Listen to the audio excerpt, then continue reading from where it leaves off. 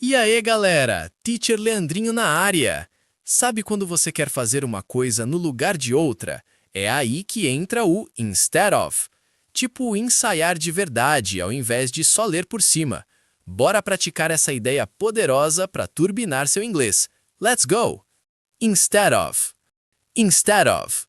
Instead of significa ao invés de ou em vez de. Usamos para apresentar uma alternativa, algo que fazemos no lugar de outra coisa. I drink water instead of soda. I drink water instead of soda.